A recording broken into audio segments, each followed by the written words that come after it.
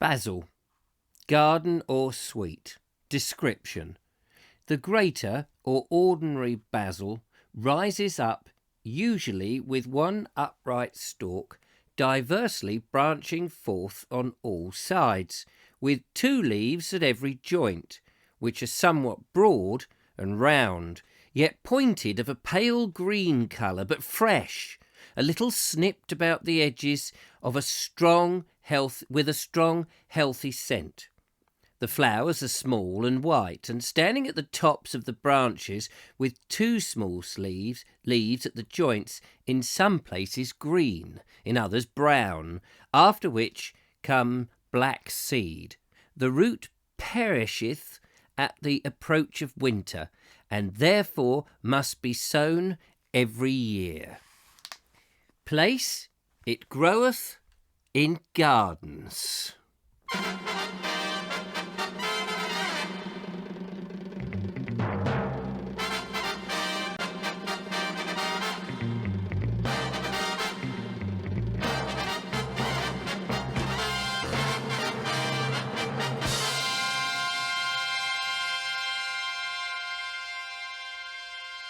Good evening, ladies and gentlemen, and welcome to the Vobes show on the 13th of December 2019. I'm Richard Vobes. You're not. I happen to be reading a little bit of Culpeper's Complete Herbal, and I'm looking at basil as we start the show. And I'm just reading a little bit here about the time that it is best to be sown. It must be sown late, it says here, and the flowers in the heart of summer, it being a tender plant. This written in 1660 something or other. I can't remember exactly, or 1640s or something like that. In the mid 17th century. It says here, governance and virtues. This is a herb, basil, which all authors are together by the ears about. What are you talking about? This is a herb which all authors are together by the ears about, and rail at one another like lawyers. Galen and Discorides hold it not fitting to be taken inwardly, and some other geezer, whose name I cannot pronounce, rails at it with downright Billingsgate rhetoric. Pliny and Arabian physicians defend it. For my own part, I pleasantly found it that speech true. And then it gives me a bit of Latin, for which I have absolutely no comprehension whatsoever.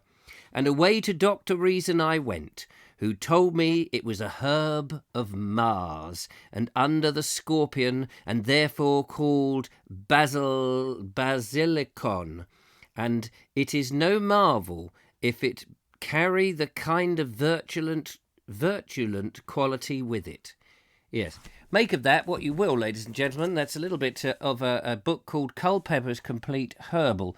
And on the Bald Explorer tomorrow, going to be looking at herbs, lovely herbs, with the lovely Kim Murden, who is an herbalist, or in the great British tradition of English, a herbalist. Yes.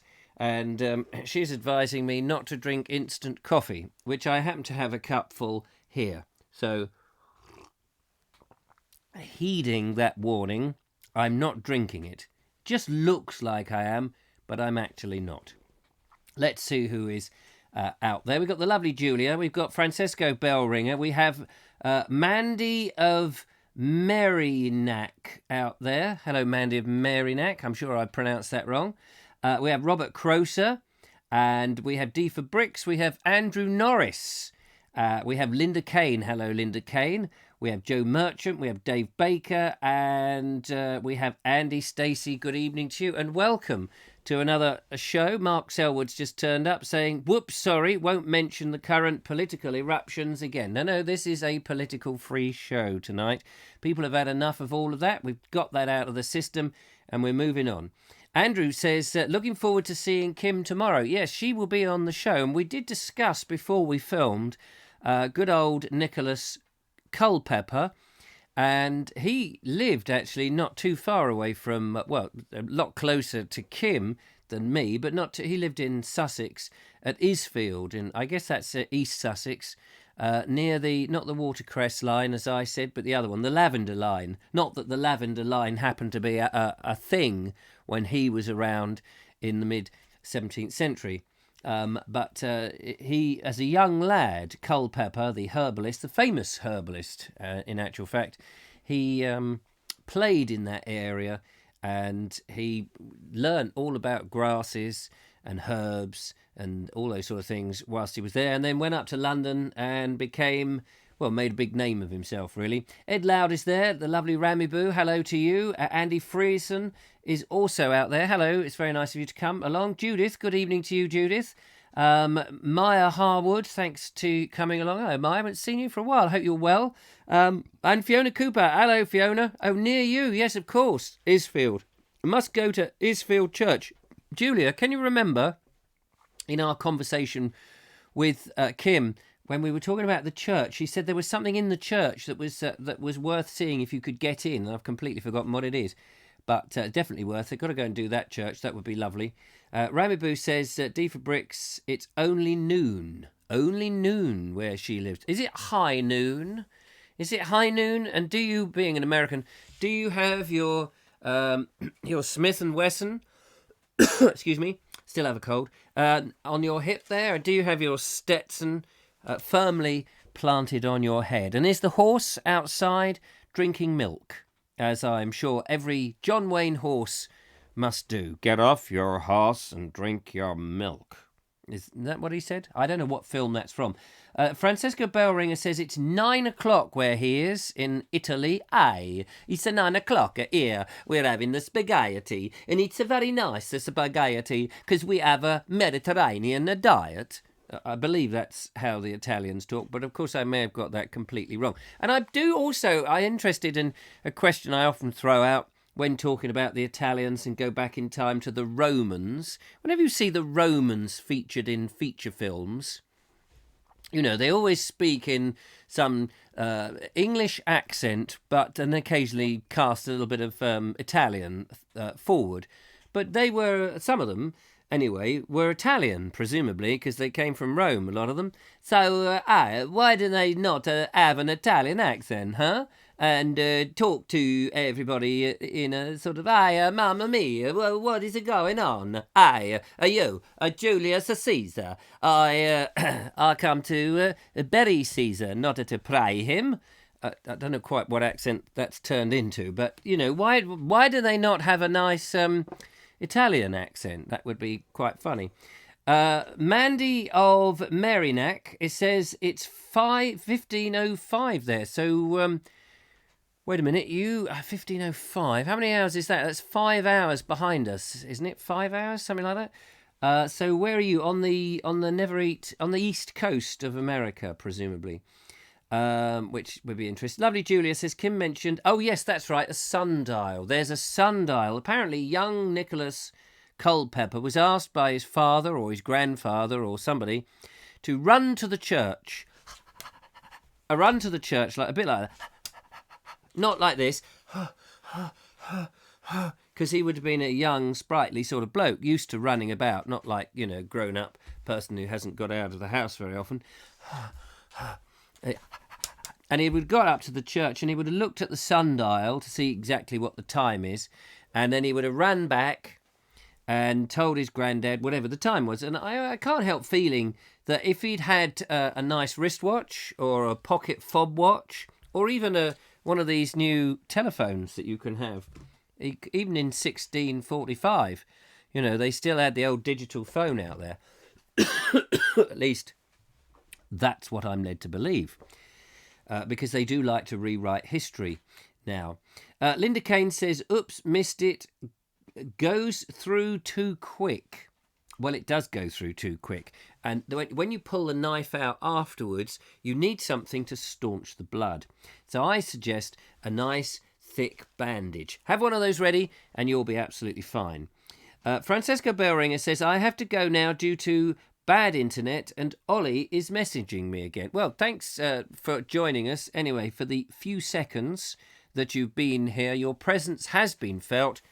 Bong, bong, the solemn toll as Francesco Bellringer disappears, and Ringer Ollie grabs his attention. So there's that. Ed Loud is telling Ed Loud, are you still in hospital? Are you by the bed? Or have you managed to go home on this Friday evening to have a nice cup of tea? Mark Selwood, on the other hand, down there in Cornwall. Beautiful in here in Cornwall, Richard, isn't it? Isn't it? It is beautiful, Mark. It's very beautiful. He says it's the same way round. I've watched many an Italian film set in London with a bunch of Italians dubbed in English. There we go. You see? Oh, hello. I'm just getting messaged here, left, right and centre. Probably somebody telling me that I'm spouting rubbish. You know what I mean? Joe Merchant says it was purported. What was purported? Something was purported. Ramaboo says, have a what? Glock 8. No horse or... a Glock. Is a Glock 8. Is that a type of gun? A Glock 8. No horse and hat, though. What a shame. Oh, Glock. Oh, I know. Yes, a Glock. With 8 rounds in it, presumably. Yes, a Glock. It's like a clock. Could almost have been what Culpeper was running to, only his was a clock in the shape of a sundial, not a Glock. Whatever that Glock is, it's not Glock. Is that short for Glockenspiel?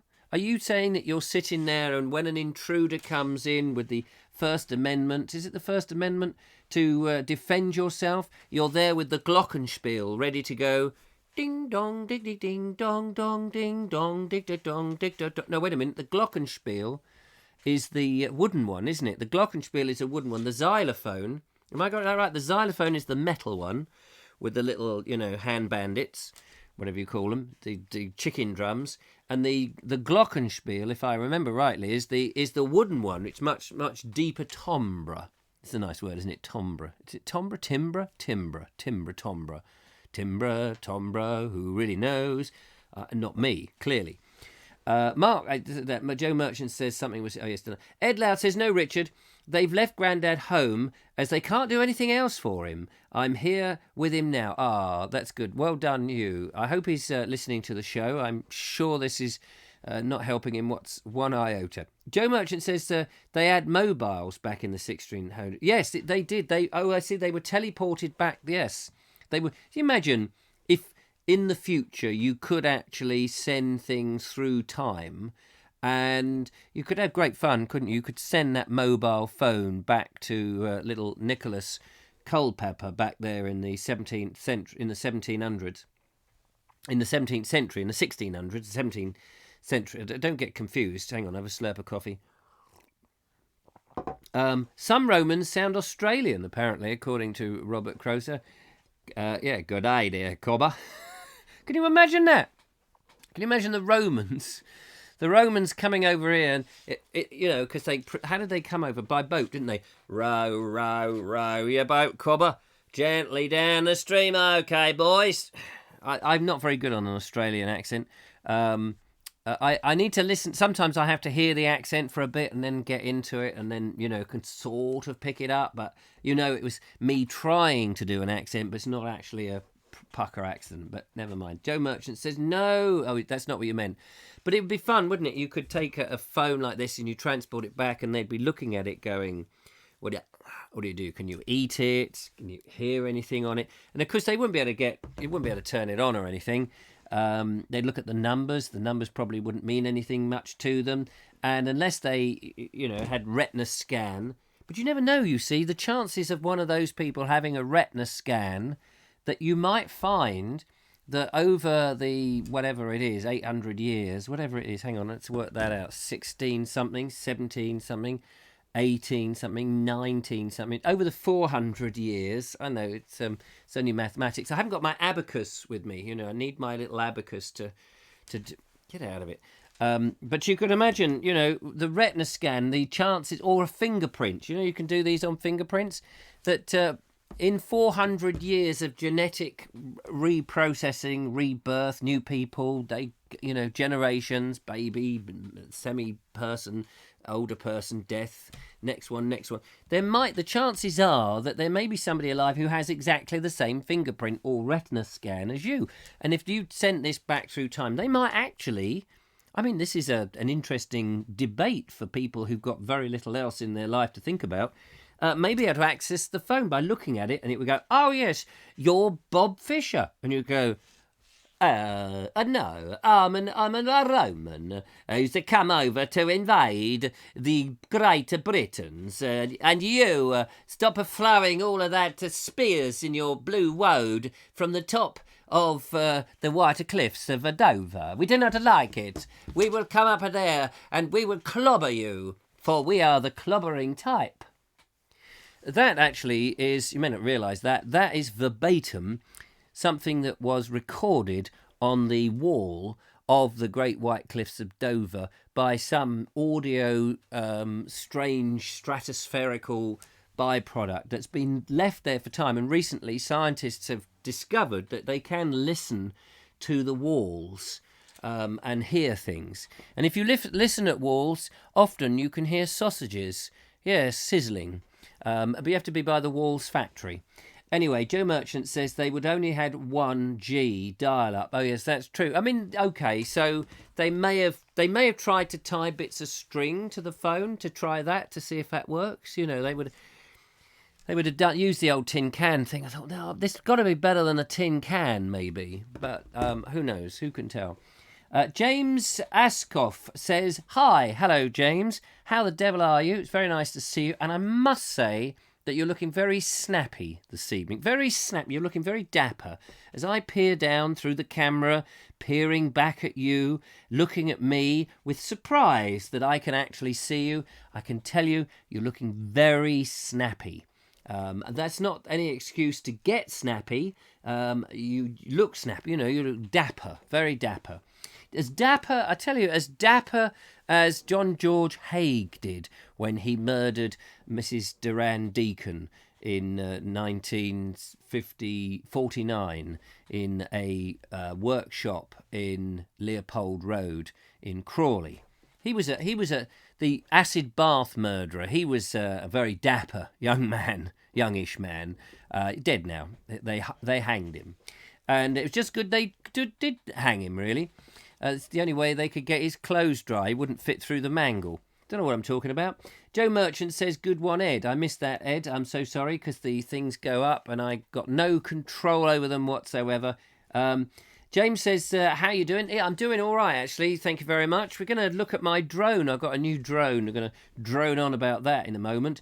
Linda Kane says, "Wasn't that a story by Philip Mercer?" It was, actually. Yes, it's in the new bumper book. You may not realise the new bumper book, Tales of Old England, will be arriving very soon. This is from the legendary author who in 1834 wrote the very famous book that is probably on most people's bookshelves now. If not, I'm very surprised, called Tales of Old Sussex. And he followed this up with a compendium, which not only had some of the stories that he had collected, but some other people that he knew. Not all of them clergy. They were from all sorts of walks of life. Tales of Old England. Fascinating thing, which came out a couple of years later. I think it was published in 1886. I'm not 100% sure. I haven't got my bump. I've sent off for it, and it should be arriving soon. Linda Kane says that John George Haigh was not as dapper as me. He had a lovely little natty moustache. We used to say all these old words, didn't we? You know, we used to say you a snappy dresser, and they look dappy with their what did I just say? This moustache. I just used the word, didn't I? A natty moustache. We don't say that about people anymore, do we? We don't look at them and say, "Oh, you're looking very dapper," as you stand there with your cravat and your your nice woolen cardigan. Not that I suppose a cravat and a cardigan go together, but they were words that at one time people would describe one another as these. What other words are there that we used to use that we no longer use to describe someone's sense of dress? Now, it is my bum look big in this, which is not quite so interested. Second Amendment. Oh, had a stalker situation. So yeah, if ever he breaks in. Oh, do you mean a stalker? A stalk as opposed to a stalker. It says stay locked up and hopefully we'll never have to use it. Yes, good for you. If ever I accidentally stumble over in America and I come through your garden, I hope that you will get your glosh out, Glock out, and say, "Oi, stand and deliver the money or your wife." Well, you can have her. Actually, I don't have a wife anymore, so you can't. So that's that. Where can I get it? Any ideas? Says Linda Kane, who has been drawn in once again, so easily drawn in to the dastardly weave that the Vobe. What do you do when you weave? Wove. I wove a web of lies and lots of lies. But no, it's true. The Tales of Old England definitely coming. You believe me, and you'll be all right. Mark Selwood, on the other hand, says most 50s and 60s mass murderers were very dapper dresses. I think Ian Brady was a very smartly dressed chap. Well, it didn't do, did it, to be caught red-handed or to go to prison or any of those things, and to be looking less. What's a nice old-fashioned term for looking scruffy? For looking less dapper. I can't think of an expression. I'm surprised you don't wear a cravat, says Linda Kane. Do you know my father used to wear a cravat? He did, that's a fact. I did think about wearing a cravat, but I thought I might wear a cat. Might be easier. Nigel Sadler says, have I missed anything? You've missed it all. You've just missed it all, everything. You missed the Last Testament, and you've missed the Last Supper, and then the business about getting some nails in your palms and hammering yourself to it. You've missed all of that business. But don't worry, there's a book about it. You can read it all up. Linda Kane says, not a lot. No, not a lot really happens in this show. I've decided from now on that the easiest way to do this show is to actually not have a lot happen. I've made a video, having made the video with Kevin Hall about paint drying, I think we'd reached the zenith, the peak. You cannot get any further up the prism of entertainment when you've done a programme about watching paint dry. Joe Merchant's just retracted a few statements. I don't blame him. Nigel Sadler says, "Oh, good. You'd look good in a cravat." Yes, I must get one, actually. As I say, my father used to wear one. He doesn't really suit it anymore now that he's in ashes. Merlet genealogy. The I and the dot have, on the screen in front of me, have combined to make an L there. Merle, can you tell me how you can you do that hypothetically? Hypothetically? Could you spell out how you pronounce Is it Mariette? Or have I got that really wrong? Genealogy. Just finished Sussex Murders. Yes, I've got Sussex Murders on my bookshelf. Actually, is that the one by Johnny Johnson? Very good book. Joe Merchant says all the guys had top hats and tails. Yes, from certain periods of time, that's right. Even Winston Churchill had a top hat. Jeff Kellison says, I'm going to laugh my hinny off. Good for you. If somebody someday finds a Philip Mercer book from 1834. Do you know, they are out there. And when I've published one of them, I'll let you know where to find it. We need a film about grass growing. Yes, that's true. We could start the film off. You can imagine the scene. Let me paint the scene for the grass growing. It's something like 1935. 1936, actually. It's 1936. You're in a farm. You're in an old Sussex farm, and in the deep distance you've got the north face of the South Downs. A crow is cooing. Do they coo? Is cooing. He's decided, cooey, cooey. A couple of magpies are flying in the distance. There are no Canadian geese to speak of, you'll be pleased to know. And there is this large field. And outside the field, it's not so much a field, it's a square. The camera moves back. We reveal it's a village green. And there is a pair of shoes entering into the scene in the close foreground. And the camera slowly rises up over these old sort of woolen slacks. And then we see a tweedy kind of jacket come into shot. And then there's a man with lots of hair in his head, and it's crowned by a cloth cap.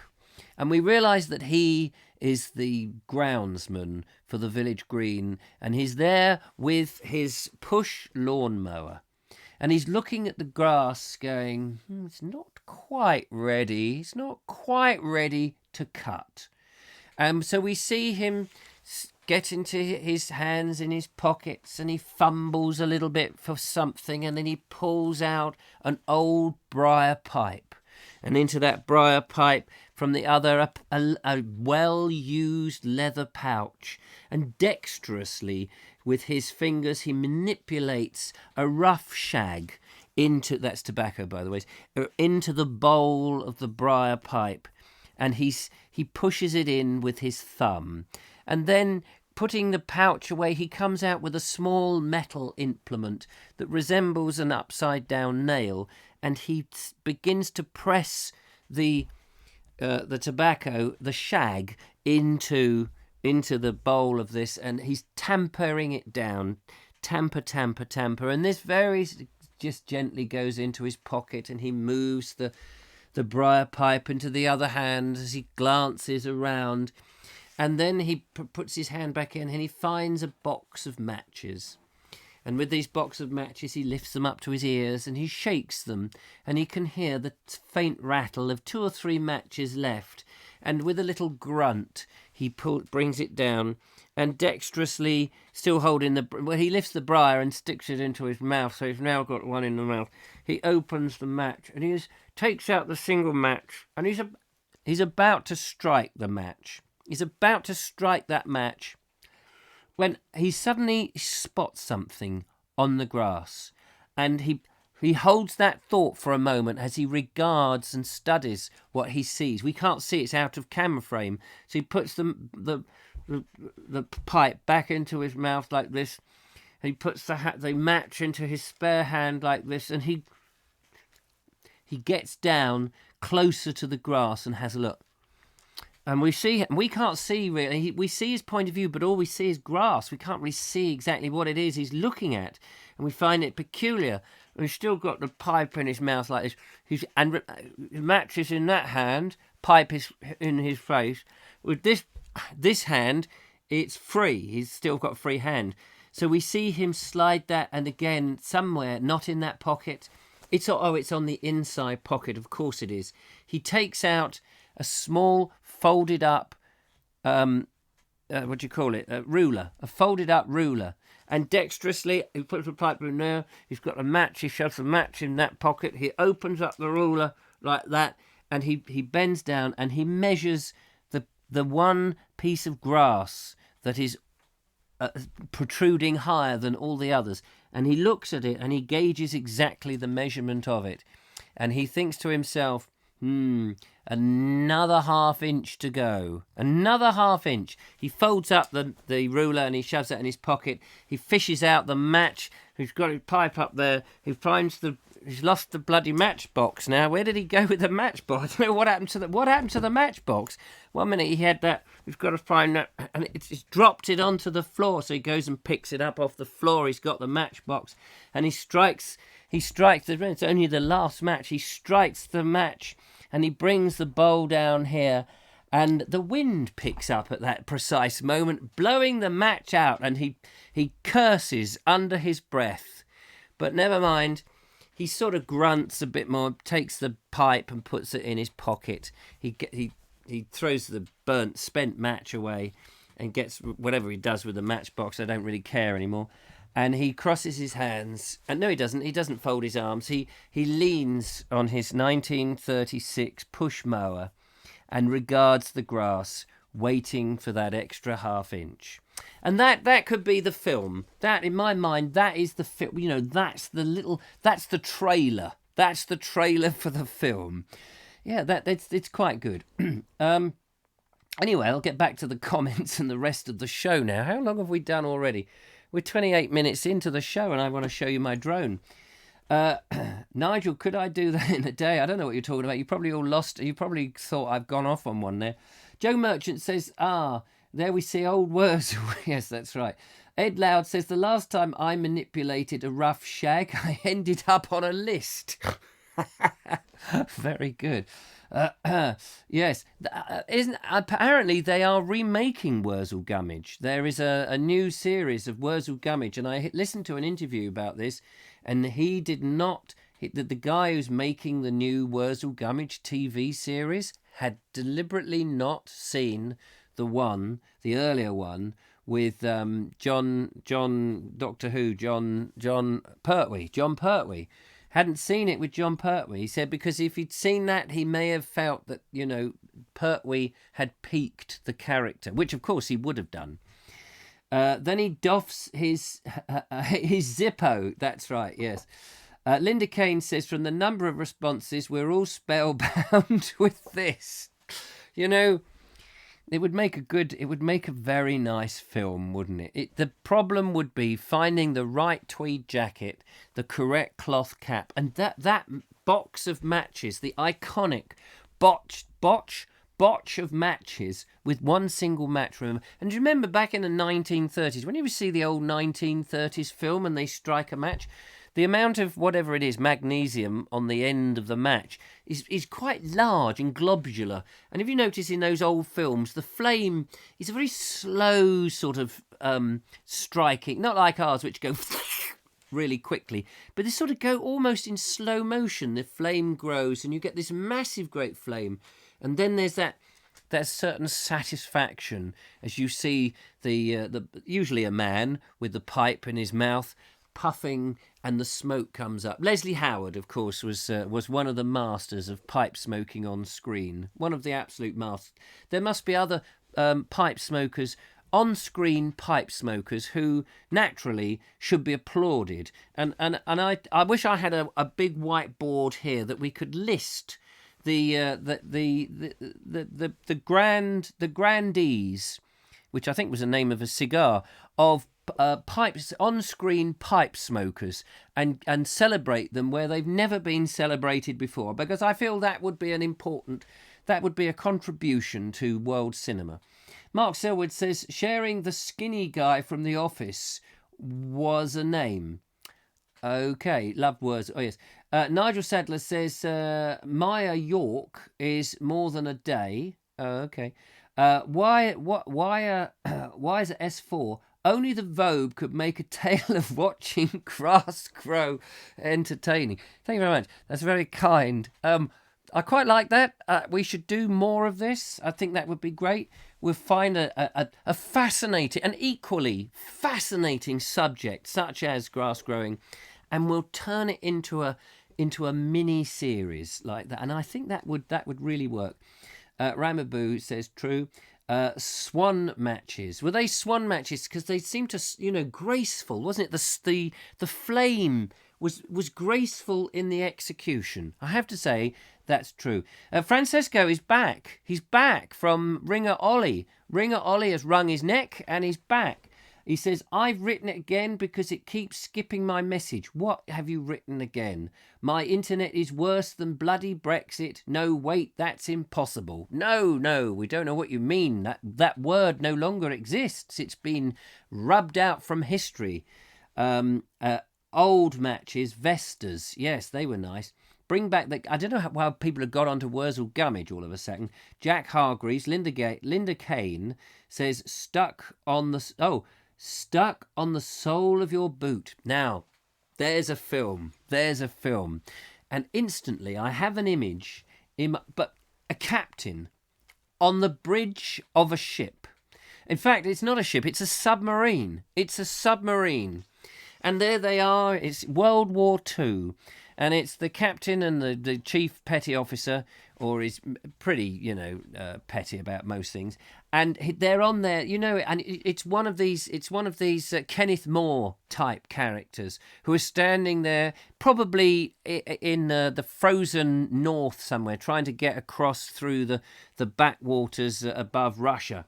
And there they are, it's quite cold, but they're stoically standing there with their very large binoculars. You can see them now.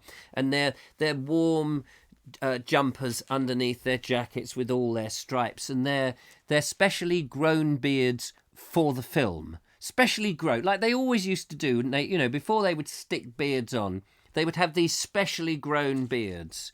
I guess they would have people who would do the growing for them, and then they could just, here's the beard, Mr. Moore, thank you very much, and grow on.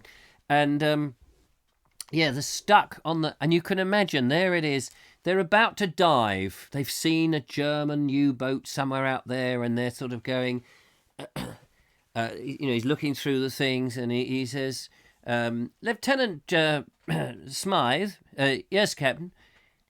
Is that a looks like I can't think of the right terminology now at the top of my hat. Yeah. Is that a German? Is that a whatever they would have called a German U-boat? Is that a so and so? Yes, I think it is. I think we'd better do something about it.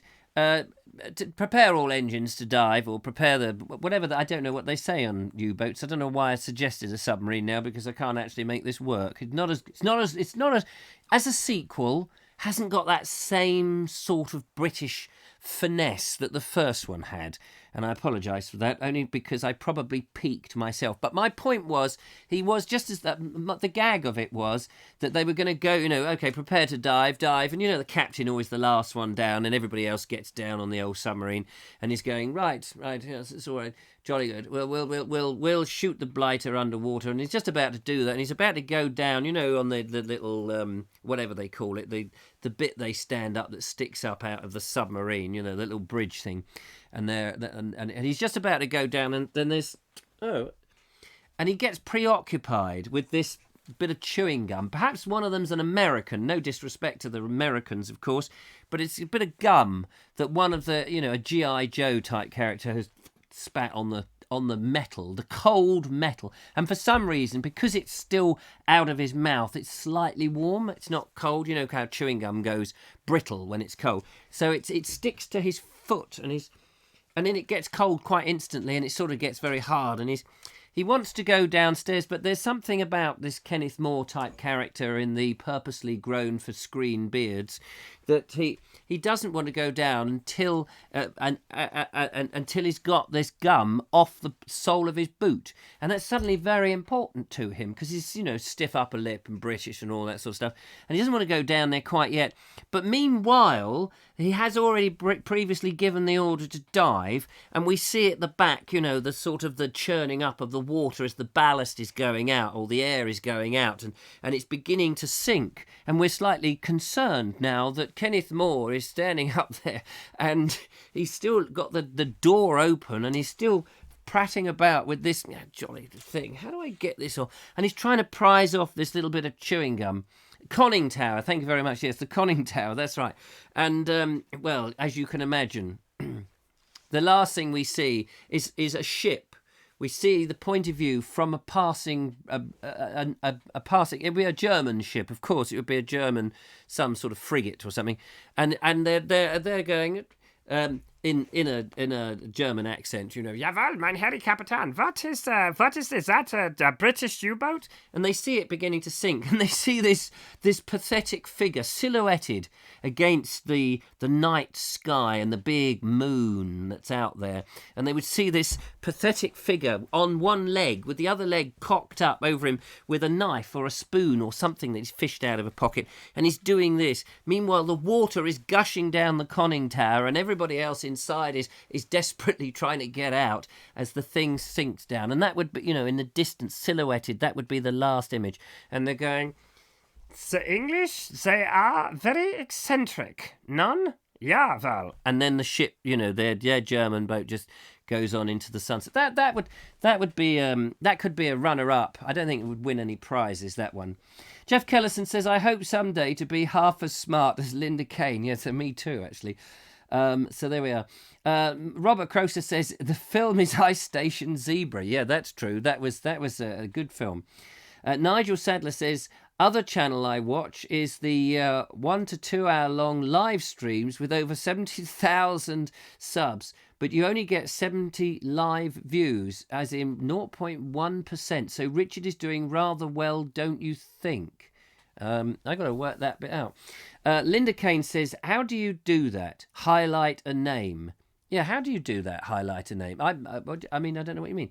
Ed Loud says, I've lost track of this film now, so I'm throwing popcorn at that loudmouth in the front row. Good for you. Yes, there's nothing worse than someone... Not only that, does anybody remember... what was it called? There was a... Jacques Tati. Do you remember Jacques Tati? He did a film, I think it was called Circus. It was one of the last things he did. And in this particular film, it's about a circus that's setting up. And people are coming in to an auditorium, and there's just this simple gag. I always remember it makes me laugh. And so the audience are coming in. They're all sitting in the round in a typical circus type arena on wooden benches and what have you.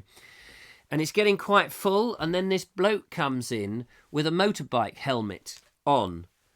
And he sits there with this motorbike helmet on his head, right in front of a family behind them. And they're trying to look past him. He's got this bloody motorbike helmet on. And they're looking past him like this. And eventually, someone taps him on the shoulder and says, "Oi, do you mind?" And the bloke goes, "Oh." And it's all sort of one of these silent type films. And he's going, "Oh, yeah, sorry." And he takes the helmet off. And he's got this massive amount of like afro hair that blanks the screen out even more. Funny gag. Have to see it. Ed Loud says, to highlight a name, put an @ sign afore it. You don't see that, do you, very often, the word afore. Very nice. I like that. Very good. Yes, his favourite film, Mark. Everyone watching, don't forget to go up and hit the like button. Thank you, Ramaboo. That's very good. Robert Croser says, the man is... this film is Mon Onc, Richard. No, it's not Mon Onc. This is not. This was the one he made on video. One of his last ones. Mon Onc. And Mon Onc is a terrific film. That's with the theme tune... Mon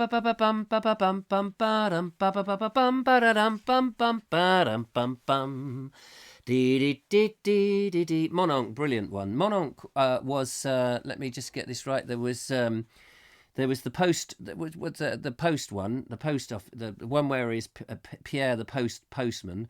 Then there was Le Vacances of Monsieur Hulot, and then there was Mon Onc with the dogs. And Mon Onc starts with the dog. I know Hulot and Jacques Tati, so you can't catch me out on that one.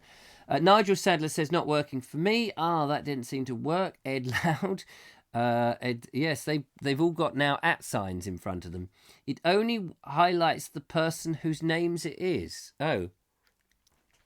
So, who did the Vobes show? Well, I've just tipped coffee all over the desk.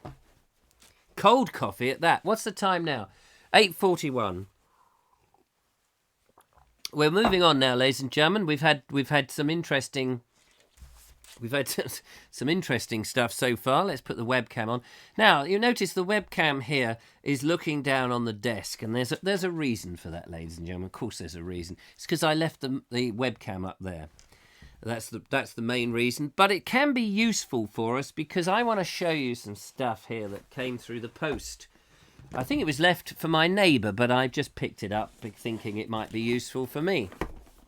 And this is, as you can so rightly see, this is my new drum kit. Oh no, it's not a drum kit. I beg your pardon. It's a drone. It's a drone. The lovely Jeff Kellison has sent me this lovely, wonderful Christmas present of a drone. And so far, I've done a very good impression of a drone, droning on to you. But this is a quadcopter, and cost a fair quidcopter, actually. So I'm going to open it up now. Now you may have seen my video where I opened it up. This is I'm a bit like the BBC here, aren't I? Full of repeats. So this is a similar sort of thing, only Only yesterday when I was sad and lonely, I'm still the same. So we won't worry too much about that. Now, anybody out there who knows anything about drones would be really helpful to me, because I made that film. I don't know if you saw the film. If you saw the film, I was opening this up quite merrily, and I was explaining, here is the drone, and I got the drone out. I'll do that again in a minute. Hang on, that says the webcam, so you can see in the box. And then, and I looked, and I found some of these, and these are the propellers in here. And if they call them propellers, they might call them something else, the wings or whatever. And there was only 3. And I went, what, 3? It's a quadcopter. There's 4 of the things. I went, there's only 3. Oh dear, there's something missing. And then I realised on the remote control, here's a remote control. You normally have little sticks here, joysticks, don't you? I looked through everything, couldn't find them. I thought, they're missing. I thought, oh, this must be a Friday machine. Somebody's not packed it correctly, sent it out, and it's all missing. So I got on to Jeff immediately, and I said, oh, I'm really sorry, Jeff, but they've sent the stuff. It's all duff. What are we going to do? I'll have to send it back. It's so disappointing and what have you. And as I was putting it all away, there was another pack. I said, what's in here? And there were 3 more. And I thought, what? Then I read a little bit about it, and it said there are 3 reverse wings, or propellers, or whatever you call them. Propellers. They do call them propellers. And there's 3... Well, what do you call that? I can't see it from here. Positive and reverse.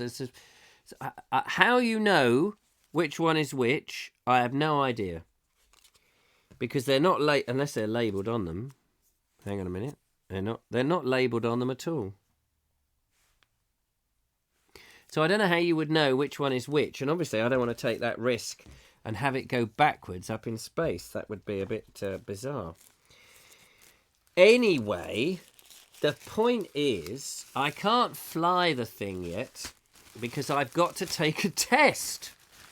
You have to do the Civil Air Association or Authority, or who are they? The CAA, means you've got to have it registered. You get a license to fly, and you've got to pass a test, an online test.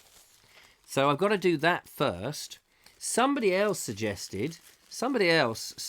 They said, why don't you buy a cheap one? For like 50 quid or something, or 20 quid, or just a really, really cheap something to practice on, because what you don't want to do is take your nice new expensive one and go zip-oo. So you could get the skills up with a cheapy one that weighs under the limit that you need. So you could, a tiny little thing, little buzzy thing, just so you get a little bit dexterous with it. I thought that's a good idea, actually. So anyway, let's have a look. Shall we have a look? Let's have a... Oh, hang on, there's an extra one here. I don't know which bag this came out of now. Only yesterday when I was flying my drone. I haven't flown it yet, as you can tell. Rotor blades. That's what... RTBI. I don't know what that means. I did ask on... what is RTBI? Is that... I thought that was something to do with birds. Royal Society of something... RTF manual. What is that? Royal, is it? Royal time, something flying. Joe Merchant. Is that an I or a T? T, Royal Training Flying or something. RTFB. See, is that some... Because that's what when I first read it, I thought you were worried about the drones hitting birds. So I'm not quite sure what you mean by that. Sorry I've been away. I've been talking to someone by email and Ollie's been messaging me. Well, you're very popular, aren't you? What do we got here? Of course, Linda. Tell that to John Denver. I'm losing the will here. Being polite. And that's being polite. They will only fit one way, left, right, like pedals on a bike. Oh, says Knight. Oh, well, that's handy. That's all right. Linda Kane says, read the B instructions. If they're B ones, I haven't got any A ones. anything else, putting it politely. Bet Kevin can put it together. Yes. Ed Loud says, what is it with these acronyms? Are these organisations or something? You need to read the manual, says Francesco Bellring. Well, of course, I'm going to read the manual. Yes, of course, I'm going to read that. It's not much of a manual, to be fair. It's a tiny... This is the manual here. Look, it's a tiny little thing. But I will... of course, I'll read that manual. Now, before we read the manual and bore everybody with that, let's have a look at... what we got here. This is the let's go, you can see it probably better there, but there's different things. It's got these arms. It does weigh quite a lot, so it's over the weight. I keep doing this the wrong way round. That goes like that, that goes like that, this goes like... No, I've done that again, haven't I? That goes like that, that goes like that. I'm being very careful because I don't want to break the thing. It's a lovely bit of kit. There's the camera on the front, which you've got to be very careful with. Where is the camera? Oh, it's underneath there. Obviously, you've got to attach the rotor blades. Thank you. I bet this confuses Richard. What? Life is short, Vobie. Fly the drone. If you crash it, we'll fix it. I can assemble a Rolex. I can fix a drone. Yes, but Jeff... You're in America. You'd have to come over. Why don't you come over, Jeff, and we'll fly it together? That would be quite fun. Can you get some time off and fly over here? If I could fly the drone, I could fly it over to you, pick you up. You could sit on the drone. I don't know if that's possible. I don't know how big you are. You see, you might be a large chap, or you might be a small little chap who could just sit on the top. Life is short. That's true. Fiona Cooper says Dean crashed his drone. There we are. And Dean's a fairly comprehensive man. No, what's the word I'm looking for? He's clever. For it says read the bloody manual. That's what everyone is writing. Are they? Are they right? Yeah. Well, I've just said I'm going to read the manual. Linda Kane, if you read the instructions, you'd have known there were 6 rotor things and why. Why are there 6? Are there 2 spare? That's what I want to know. Are there 2? Because there's nowhere else to put them. I don't think there is. They don't go on here. Surely they don't go on there. No, because the what's name goes on there. Anyway. So I just thought, if I just throw it up, if I throw it up into the, we'll see how far it can go without the motor actually running and see how aerodynamic it is. I thought that would be quite an interesting exercise. No, of course we're not going to do that. Thank you very much. I've got to be careful. Ooh. I really don't want to break it. Oh, blimey. I'm nervous just handling... Oh, hang on. That's the wrong way round. What's happened here? Oh.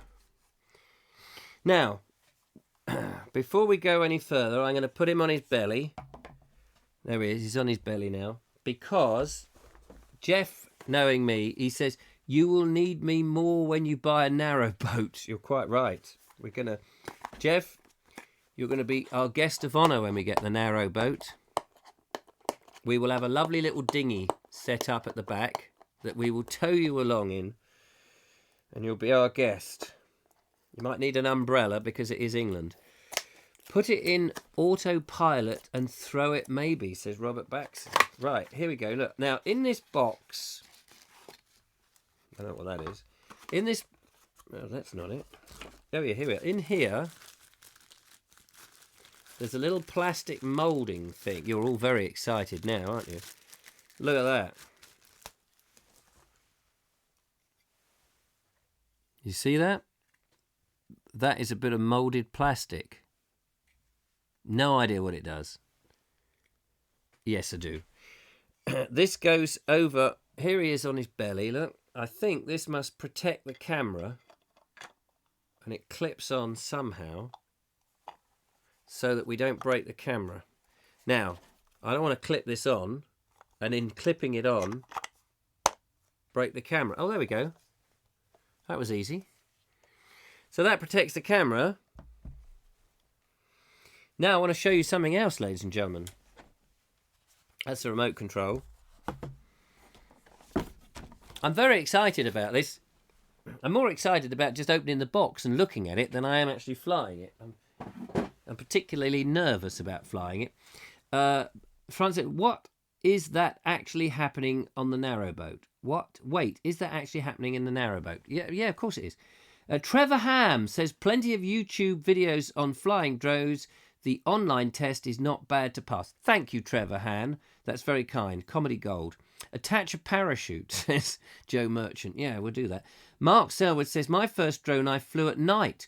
Whizzed out... You flew it at night. Whizzed out of sight. Crashed down in a housing estate. I still don't know how it bounced off somebody's bonnet. Don't be ridiculous. Who in their right mind is going to fly their first flight of a drone at night? Barbara Charles says drones have to be registered if they weigh more than 8.8 ounces. I believe you can do it online. There's an annual fee of £9. You're quite right. It has to be over 290 grams, which I guess is about the same. Marriott Genealogy says camera cover. Yeah, I've worked that bit out. Sorry, there might be a delay, obviously. Linda Kane says, do the instructions tell you it covers the camera by chance? What covers the camera? Read the manual, it says everyone. I'm just showing. If I was to sit here and read the manual, ladies and gentlemen, it would be very dull. I mean, if I just sit here like this and just go, all right.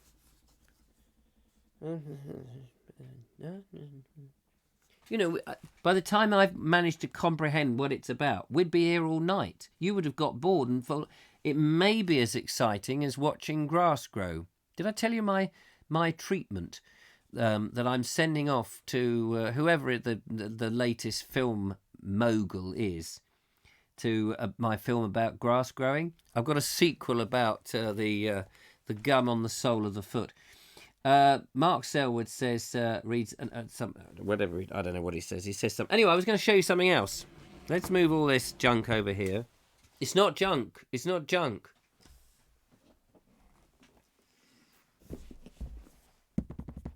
See this?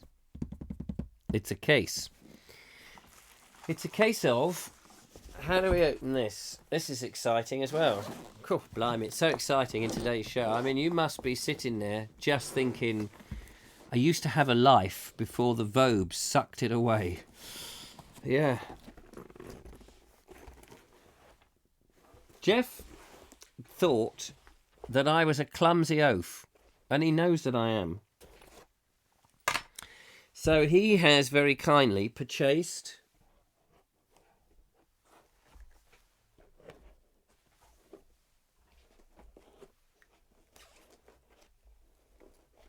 I put that in upside down. I'm not sure that's quite how it's supposed to go.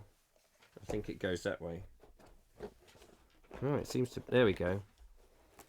It's actually made to measure. Look at that. Made to make your mouth water. Isn't that amazing?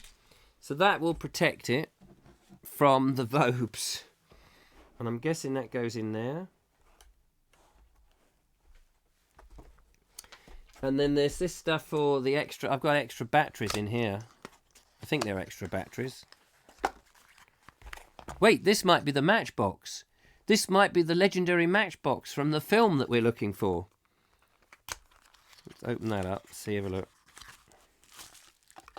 Another bit of plastic in there. Something, I don't know what that is. And then... Oh no, that was the thing we want. A lithium battery, ladies and gentlemen. Oh, that gives you a sting, doesn't it? That's 7.4 volts, 1020 mega ahas, and 7.5 whrs. Jeff thinks you're always on the go. I am always on the go. What do you mean I'm always on the go? Linda Kane says, don't worry about it, Richard. We're all pulling your leg, I think. Good. Ed Loud says, nice case. Someone could do a MyMac with that. Yes, I know. That's the first thing I did do with it, actually. Not on the show here, but in the other room. Mark Selwood says, my name is all in red. Neat. My name is all in red. Oh, well, I can't see that. You're all in black and white here. So anyway, these are spare boxes. I think these must be batteries. I don't know what these batteries are for, but they can go in there. That's a twin pack of Dr. Futu Nikki Diddly Doo. And presumably, yeah, that goes on there. Oh, wait a minute. Hang on a minute. Propellers in here. Linda Kane, you must tell me, what was the extra roto blades for? Tell me what the extra roto blades are for. I'm very interested. And that zips up like some diplomat's case. Oh, hang on. That's the carry thing.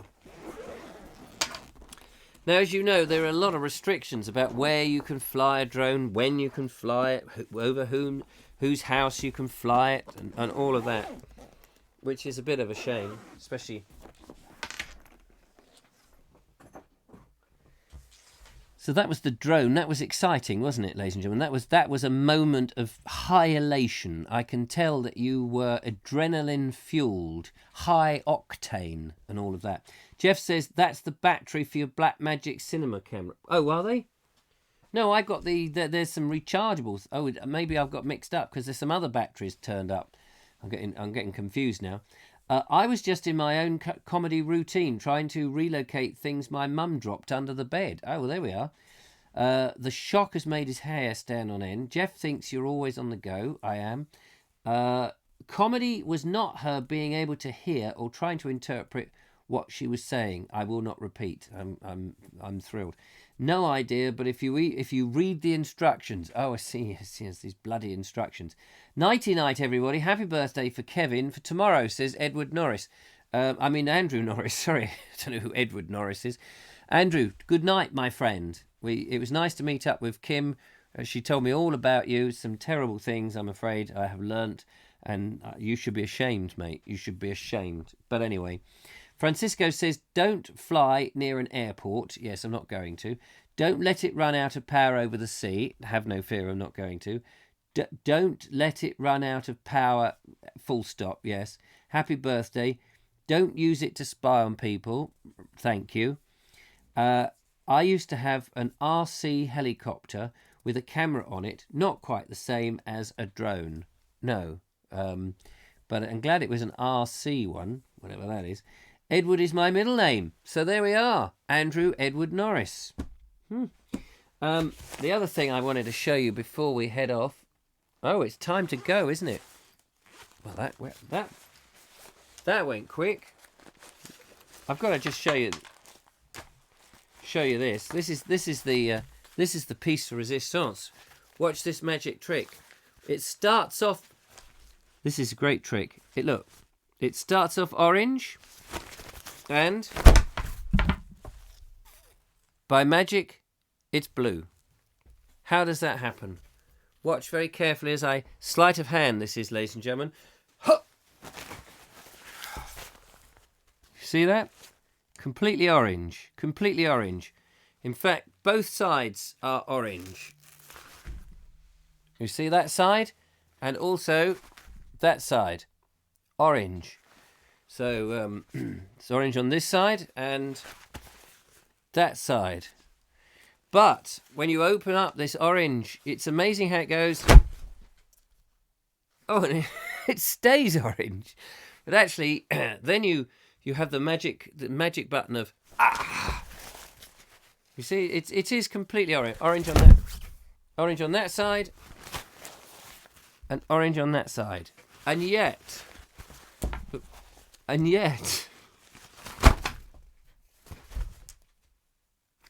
anyway.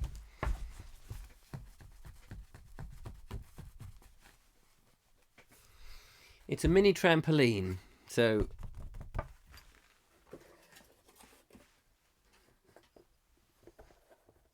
1 minute, ladies and gentlemen.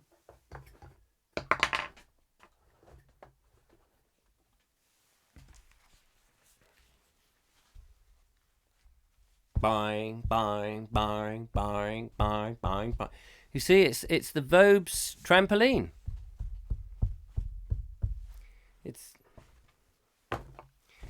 just an idea. Doesn't seem to be catching on.